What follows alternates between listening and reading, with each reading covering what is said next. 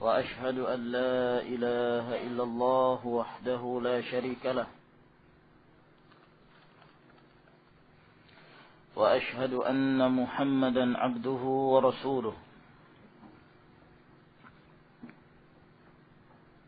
صلى الله عليه وعلى آله وأصحابه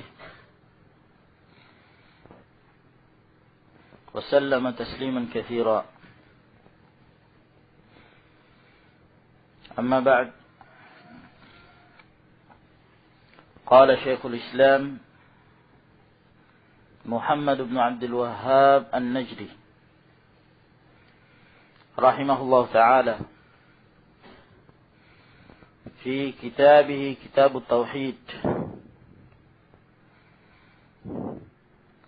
باب قول الله تعالى: فلا تجعلوا لله أندادا وأنتم تعلمون. Di dalam bab ini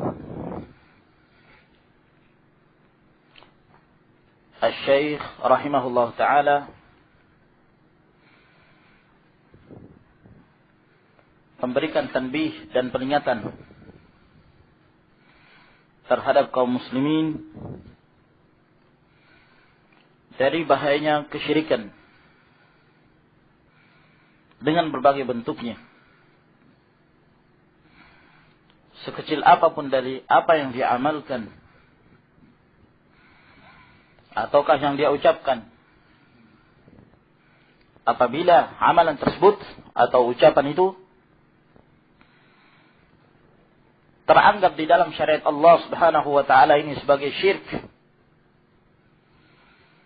apakah itu syirik asghar atau asyirkul akbar, maka itu sangat besar sekali dosanya di sisi Allah Subhanahu wa taala. Maka Syekh rahimahullah taala menyebutkan beberapa dalil untuk menjelaskan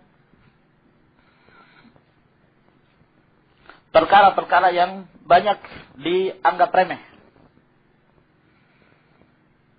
oleh sebagian dari kalangan mereka. Padahal yang demikian itu sangat besar sekali dosanya di sisi Allah Subhanahu wa taala. Namun mereka tidak memperdulikan, dan bahkan terkadang di antara mereka yang sangat menyedihkan bahwa banyak dari kalangan mereka mengaku sebagai kaum muslimin.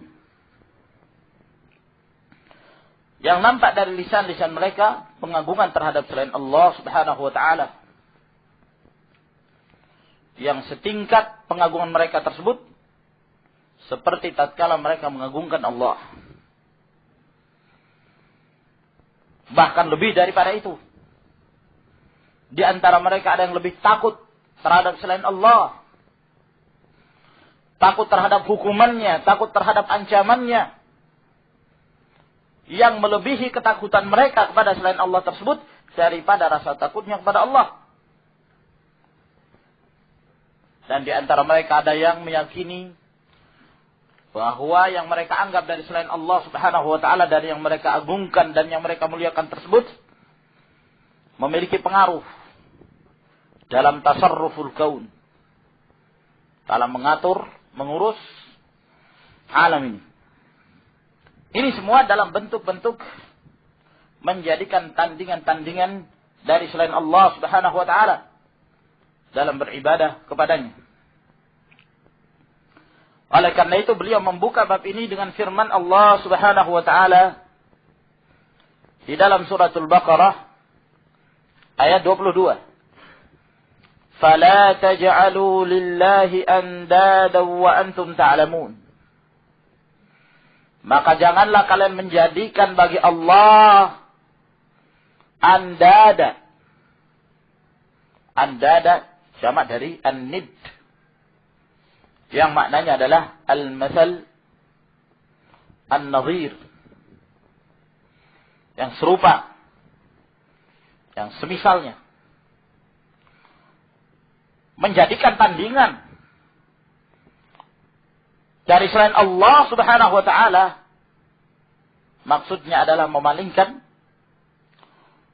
sebagian atau keseluruhnya dari jenis-jenis ibadah yang semestinya diperuntukkan hanya untuk Allah, namun diserahkan pada selain Allah Subhanahu wa ta'ala. Dan ini merupakan keadaan para penyembah berhala, di mana mereka berharap dan menyandarkan perasaan berharapnya dan perasaan takutnya kepada selain Allah, setara, setingkat, atau bahkan melebihi harapannya dan rasa takutnya tersebut kepada selain Allah daripada kepada Allah Subhanahu wa ta'ala. Abul Aliyah Rufai bin Mihran rahimahullah ta'ala tatkala menafsirkan firman Allah Subhanahu wa ta'ala ini, "Fala taj'alu lillahi andada wa antum ta'lamun." Maka jangan kalian menjadikan bagi Allah itu tandingan-tandingan, padahal kalian mengilmui, padahal kalian telah mengetahui. Kata beliau, "La taj'alu lillahi andada ay udala syuraka." Yaitu jangan kalian menjadikan bagi Allah itu andada, yaitu udala, yang seimbang dengan Allah, yang setara dengan Allah, yang menjadi sekutu Allah. Dan ini pun, penafsiran ini dinukilkan dari sebagian para ulama ussalaf, Ar-Rabi' bin Anas, Qatadah, Suddi, Abu Malik dan Ismail bin Abi Khalid. Ibn Abbas radhiyallahu ta'ala anhuma, tatkala beliau menafsirkan firman Allah Subhanahu wa ta'ala ini, kata beliau, "Ay la tusyriku billahi syai'a minal andadi allati la tanfa'u wa la tadur. Wa antum ta'lamuna annahu rabbukum la rabba lakum yarzuqukum ghairu. Wa qad 'alimtum anna alladhi yad'ukumur rasulu ilayhi min tauhidih huwal haqqul ladzi la syakka fih." Yaitu jangan kalian menyekutukan Allah terhadap sesuatu apapun dari tandingan-tandingan yang tidak mampu mendatangkan manfaat dan tidak pula mampu mendatangkan kemudaratan. Padahal kalian mengetahui dan kalian meyakini bahwa Allah itu adalah Rabb kalian. Kalian tidak memiliki Rabb yang memberikan rezeki kepada kalian kecuali Allah. Dan sungguh kalian telah mengetahui pula bahwa apa yang Rasul sallallahu alaihi wasallam menyeru kalian kepadanya adalah tauhid, dan itulah yang hak, yang tidak ada keraguan di dalamnya. Itu adalah dakwahnya Rasul sallallahu alaihi wasallam, dan apa yang beliau bawa semata-mata datangnya dari Allah Subhanahu wa ta'ala. Maka ayat Allah Subhanahu wa ta'ala ini peringatan untuk menyerahkan satu saja jenis ibadah, dan peringatan dari syirik sekecil apapun atau sekecil apapun yang dianggap remeh dan dianggap ringan oleh kalangan manusia. Demikian banyak dari kalangan manusia, bahkan dari kalangan kaum muslimin al-juhal, yang mereka terjatuh dalam kesyirikan dan menganggap remeh apa yang mereka amalkan tersebut. Qala Ibnu Abbas fil ayah, berkata Ibnu Abbas radhiyallahu ta'ala anhuma dalam mengomentari ayat Allah Subhanahu wa ta'ala tersebut, Al-andadu huwa syirku. Tandingan-tandingan itu adalah kesyirikan. Menjadikan sekutu. Mengagungkan seperti pengagungannya kepada Allah. Cintanya seperti cintanya kepada Allah. Disetarakan, diseimbangkan. Akhfa min dabibin namli ala sofatin sauda'a fi zulmatil lail. Yang bentuk kesyirikan ini lebih tersamarkan dari langkah semut yang berjalan di atas batu yang hitam di kegelapan malam. Ya, semut, apalagi kalau semutnya semut hitam, berjalan di atas batu yang hitam di kegelapan malam. Kelihatan enggak? Enggak kelihatan. Fi zulmatil lail. Tidak akan terlihat semut itu. Nah, syirik itu lebih tersamarkan daripada langkah semut itu. Sangat berbahaya sekali. Makanya Rasulullah sallallahu alaihi wasallam dalam beberapa riwayat memperingatkan kepada kaum muslimin dari beberapa jenis syirik yang dikhawatirkan manusia itu banyak yang terjerumus ke dalamnya. Nah, inna akhwafa ma akhafu alaikum. Sesungguhnya yang paling aku khawatirkan, yang paling aku takutkan terhadap kalian asyirkul asghar. Syirik kecil itu. Ya. Jangan kita tatkala mendengarkan kata syirik asghar, asghar yang bermakna saghir, kecil, ringan. Ya. Dosanya diringankan dan bukan termasuk dari dosa besar. Lah. Sama sekali tidak. Penisbahan syirik terhadap satu amalan menunjukkan demikian besarnya dosa seorang yang terjatuh dalam amalan tersebut. Penisbahan kufur terhadap satu amalan menunjukkan besarnya dosa itu. Apakah dikatakan bahwa itu kecil atau besar? Hanya dikatakan bahwa itu asyirkul asghar, syirik kecil, karena syirik itu tidak mengeluarkan seorang dari Islam. Nah, namun dari sisi dosanya lebih besar dari dosa-dosa besar yang lain yang tidak disifati itu syirik.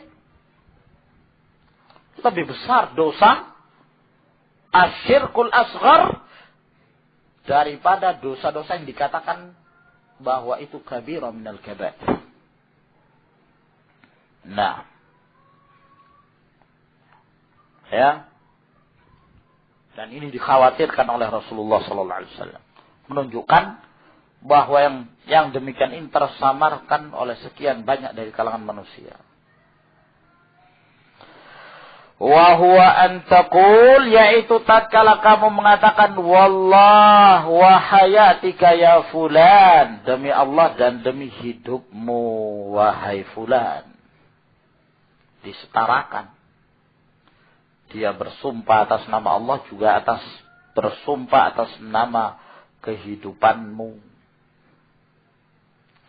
Wahayati, dan demikian pula kehidupanku. Nah,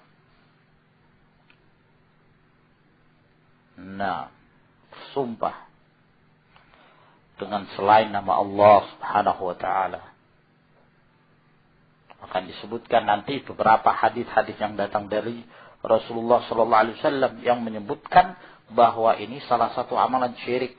Man halafa bi ghairillah faqad asyrak. Barang siapa yang bersumpah dengan selain nama Allah Subhanahu wa taala, maka sungguh dia telah syirik, dia telah kufur. Nah, demi negara aku rela mati. Demi fulan, demi fulan, demi fulan. Dengan maksud bersumpah dengan selain nama Allah Subhanahu wa taala. Ini kufur. Syirik. Wa taqulu, dan kamu pun mengatakan, laula kulaibatun hadza la atana lusus. Kalau bukan karena anjing kecil ini, kami sudah didatangi oleh pencuri. Barang-barang kami sudah habis diambil oleh pencuri. Untung ada si anjing kecil ini. Jadi, ya, menyebutkan sebab kemudian menghilangkan al-musabbib yang menjadi penyebab itu, yaitu Allah Subhanahu wa taala. Dan telah kita sebutkan pada pertemuan yang lalu dalam bab sebelumnya bahwa dalam hal ini ada perincian. Kalau hanya sekedar pengkhabaran, ya, tanpa melalaikan dan tanpa melupakan al-musabbib, bahwa Allah Subhanahu wa taala yang menjadi penyebab itu semuanya. Allah yang telah menetapkan itu semua. Ya. Maka yang demikian ini boleh saja. Tapi kalau sampai melupakan atau berpura-pura lupa, menisbahkan suatu kenikmatan itu kepada selain Allah Subhanahu wa ta'ala, ya'rifuna ni'matallah thumma yunkirunaha. Mereka mengetahui nikmat itu datangnya dari Allah, tapi mereka ingkari. Naam, mereka menyatakan bahwa ini adalah hasil jerih upaya kami. Memang betul, walaupun itu sebab jerih upaya kamu, tapi siapa yang memberikan kamu? Siapa yang menakdirkan semua itu? Siapa yang telah menetapkannya? Siapa yang memberikan pada kamu rezeki? Jangan sombong di hadapan Allah. Dan jangan sok merasa lupa bahwa itu semua pemberian dari Allah Subhanahu wa ta'ala. Walau lal baktu fid dari latanan lusus. Kalau bukan karena al-bab, apa buat ini, bebek apa? Ya. Di rumah, wah, kami sudah kedatangan pencuri. Atau yang lainnya. Kalau bukan karena si fulan, maka akan terjadi demikian dan demikian. Nah, ini mengingkari nikmat Allah Subhanahu wa ta'ala. Ya. Namun kalau tidak mengingkari, hanya sekedar penyampai khabar atau menyebutkan sesuatu sebab yang sebabnya syar'i.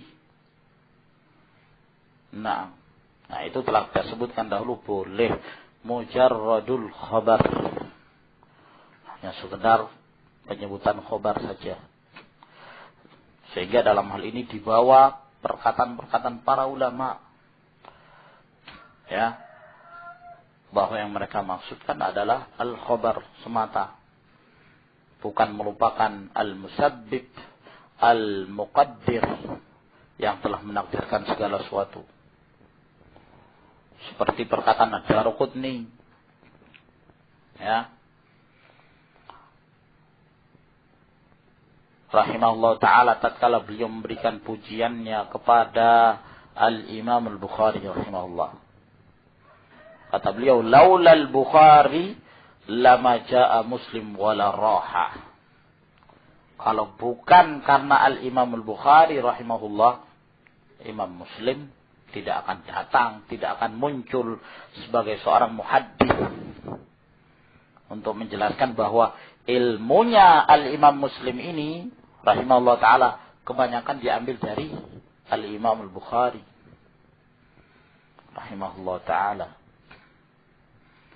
Seperti juga yang dinukilkan dari Imam Syafi'i rahimahullah, laula Malik lakana linnasi halik atau ma ma'na, semisalnya. Kalau bukan karena Imam Malik, ya, aw la dhahabal ilmu fil Hijaz, maka ilmu itu akan hilang di Hijaz.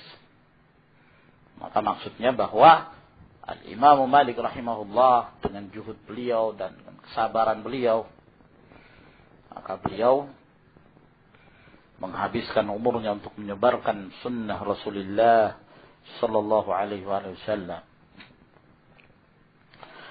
Wa qaulur rajuli li sahibi, perkataan seorang pada temannya, Masya Allah wa syi'ta, apa yang dikehendaki Allah dan kehendakmu.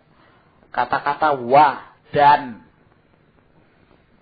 ya, yang seakan-akan menyamakan antara Allah Subhanahu wa taala dengan dia, dengan temannya itu. Ya.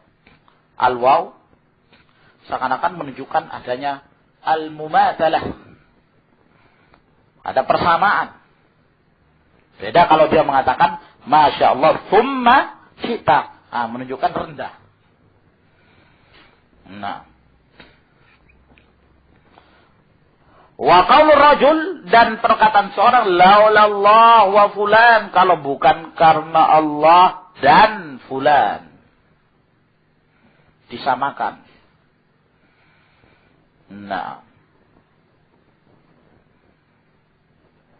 la taj'al fiha fulanan, jangan kamu jadikan padanya fulan. Hadza kulluhu bihi syirkun, ini semua adalah jenis kesyirikan. Nah, rawahu Ibnu Abi Hatim. Ini diriwayatkan oleh Ibnu Abi Hatim. Oleh karena itu pernah Rasulullah sallallahu alaihi wasallam dalam bait Imam Muslim mengingkari seorang khatib yang berkhutbah, dan tatkala dia berkhutbah dia menggandengkan Rasulullah SAW dengan Allah, dengan dhamir huma. Ya. Nah, kurang lebih ketika dia berkhutbah dia mengatakan man yuti'illaha wa rasulahu faqad rasyad. Lalu dia mengatakan wa man ya'sihima, barang siapa yang taat pada Allah dan Rasulnya, maka dia telah mendapatkan petunjuk. Lalu dia samakan wa man ya'sihima, dia jadikan dhamir Allah Subhanahu wa taala dengan Rasulnya sallallahu alaihi wasallam. Sementara maqam tafsil, tempatnya mesti ditafsir, dirinci. Jangan sampai menimbulkan kesan terhadap sebagian mereka dengan penyebutan dhamir huma menunjukkan kesetaraan Allah Subhanahu wa taala dengan Rasulnya sallallahu alaihi wasallam. Maka tatkala dia menyebut dengan dhamir ini wa man ya'sihima, maka Rasulullah sallallahu alaihi wasallam menegur dengan keras. Dan beliau mengatakan bi'sa khatibul qaumi anta, kamu adalah khatibnya kaum yang paling buruk. Nah, qul man ya'sillaha wa rasulah, katakan barang siapa yang bermaksiat pada Allah dan Rasulnya. Jangan digabung. Jangan sampai menimbulkan kesan bahwa Allah itu setara dengan Rasulnya sallallahu alaihi wasallam.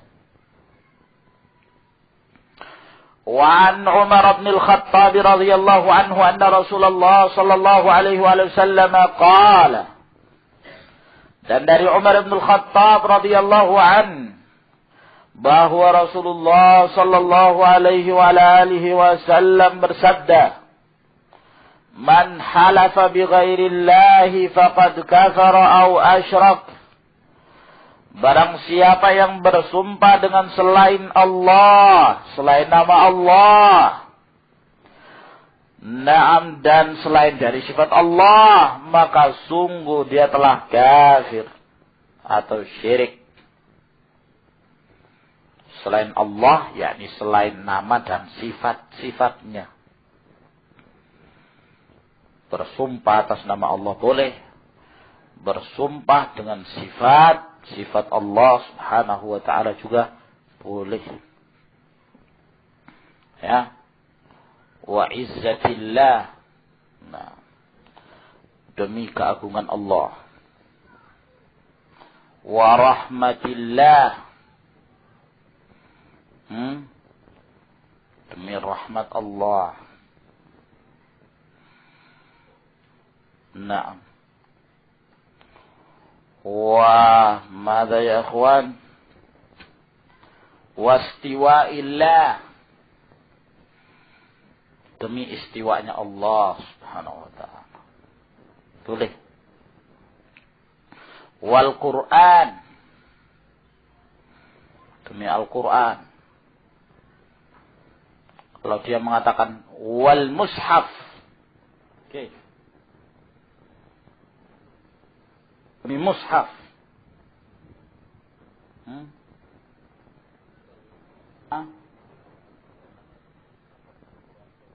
Kalau yang dia maksudkan yakni Al-Quran Karim, boleh. Tapi kalau yang dimaksudkan yakni lembaran-lembaran makhluk, la yajuz. Rawahu Tirmidzi wa hasanahu wa sahahahu al-Hakim. Diriwayatkan oleh Tirmidzi dan dihasankan dan disahihkan oleh Al-Hakim. Dan tahqiq kitab ini mengatakan hadis ini sahih.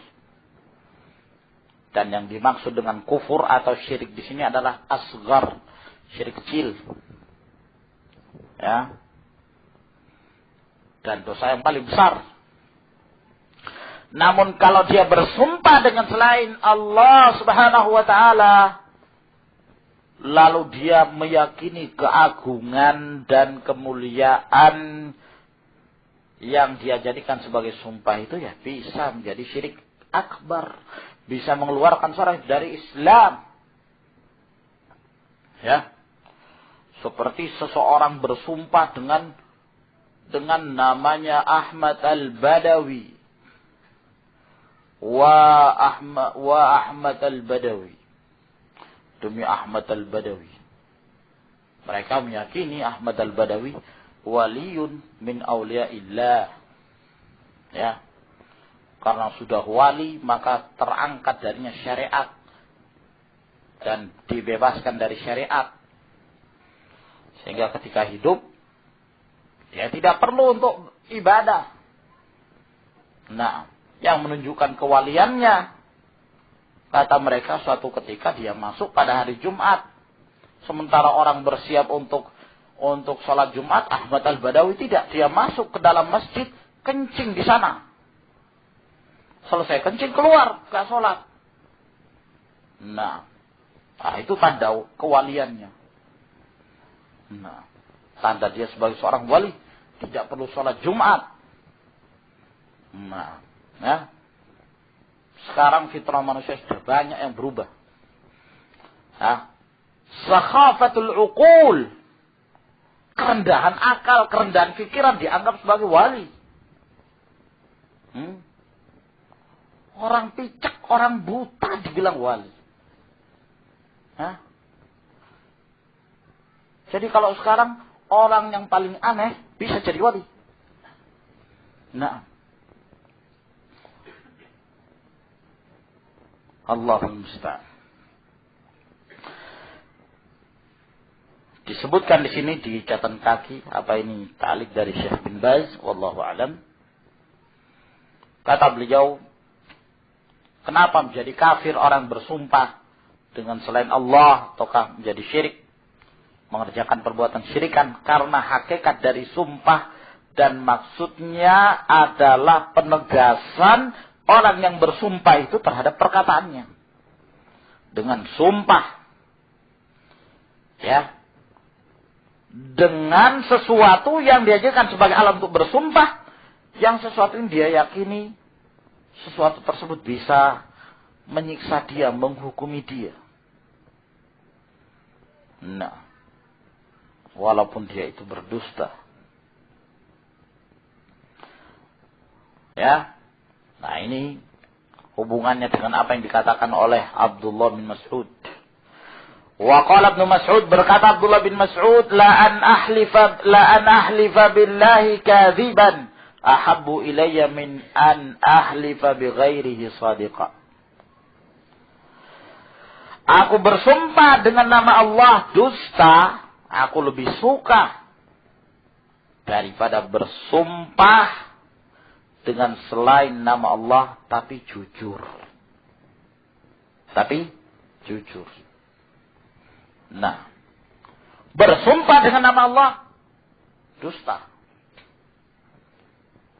itu lebih baik karena dia masih bersumpah dengan nama Allah.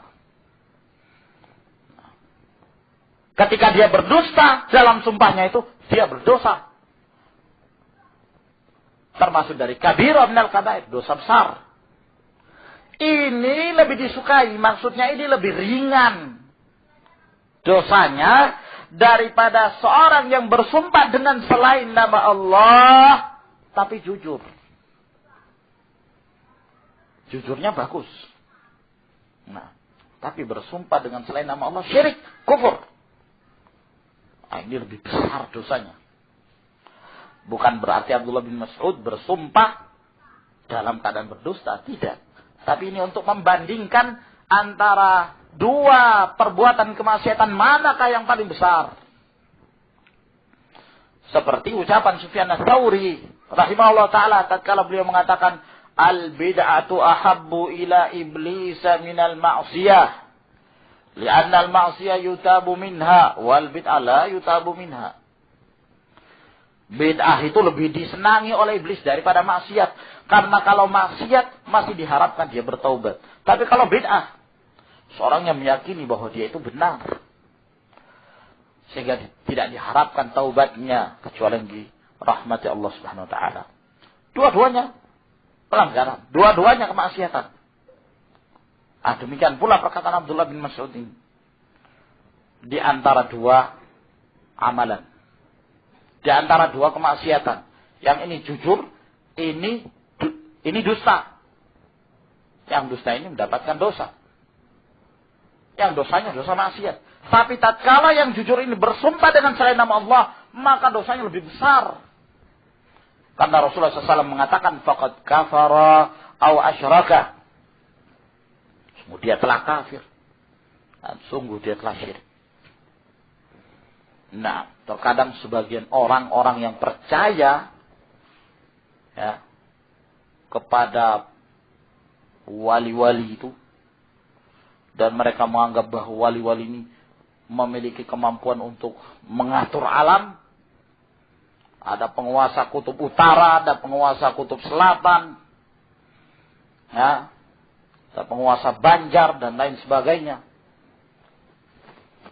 Nah, terkadang mereka ini, tatkala mereka bersumpah dengan nama Allah Subhanahu wa taala, mereka berani berdusta. Mereka anggap remeh. Biasa itu bersumpah dengan nama Allah. Tapi kalau mereka bersumpah dengan yang mereka agungkan, wali-wali mereka takut berdusta. Khawatir jangan sampai walinya itu akan menyakiti dia, menghukumi dia walaupun walinya sudah mati. Mereka meyakini memiliki tasarruf, bisa mengatur alam, bisa mendatangkan banjir, bisa membuat gempa, bisa mendatangkan badai dan lain sebagainya. Nah, di sini kata beliau, oleh karena itu kamu melihat banyak dari orang-orang awam, mereka bersumpah dengan nama Allah dusta. Mereka tidak peduli. Anggap remeh yang demikian. Tapi kalau mereka diminta bersumpah dengan yang mereka agungkan dari orang-orang yang mati, yang mereka anggap wali, dan mereka meyakini bahwa pada wali tersebut memiliki tasarruf sirri, bisa mengatur alam, maka mereka tidak berani, ya, dan mereka jujur. Mereka jujur. Nah, walaupun terkadang mereka harus hilang manfaat yang mereka harapkan. Ya. Mereka rela bersumpah dengan nama wali tersebut dan mereka jujur. Khawatir jangan sampai akan dihukumi oleh walinya itu. Nah. Bahkan terkadang mereka menegaskan dengan apa keyakinan mereka tersebut dengan berbagai macam hikayat-hikayat yang disebarkan oleh para pelayan-pelayan kuburan-kuburan yang dianggap saleh itu. Tempat-tempat sesembahan berhala untuk menarik manfaat, ya, materi, untuk memperkaya diri. Maka disebarkan keyakinan itu di hadapan orang-orang awam. Fayahquna, di antara mereka ada yang menghikayatkan anna rajulan saraka samkatan mumallahah. Mereka menghikayatkan bahwa ada seorang pernah mencuri ikan kering. Dia mencuri ikan kering. Wa akalaha, lalu dia sudah makan. Fastahlafahul masruqu minhu billah. Maka yang dicuri ini meminta dia supaya bersumpah dengan nama Allah. Betul kamu mencuri? Dia bilang tidak. Bersumpah kamu. Sebut nama Allah. Maka dia mengatakan, wallah, ana tidak mencuri. Nah, dia dusta. Dia sebut nama Allah. Dia bersumpah bahwa dia tidak mengambilnya. Dia tidak melihatnya. Dia tidak menyentuhnya sama sekali. Nah, padahal sudah masuk ke dalam perutnya. Lalu kemudian yang dicuri ini menyuruh dia bersumpah dengan nama Ahmad al-Badawi. Ya, Tarsan dari Mesir ini. Ketika sebut nama Ahmad al-Badawi, wa Ahmad al-Badawi. Bersumpah dengan nama Ahmad al-Badawi. Fama kada yalfidhul isma hatta sabaqatis samkatu min batnihi wala fadhaha. Belum saja dia menyebut nama Ahmad al-Badawi untuk bersumpah dusta, belum saja dia menyebut, maka ikan yang dia telah makan itu keluar kembali dari perutnya, ya, dan dia pun memuntahkannya. Hebat betul. Belum disebut nama Ahmad al-Badawi, ikannya sudah ketakutan keluar. Bayangkan. Sebut nama Allah 3 kali, tidak berpengaruh. Ya, wadzalika minhum i'tiqad, karena dari mereka ada keyakinan andal badawi aghyaru wa a'azzu wa aqdaru minallah.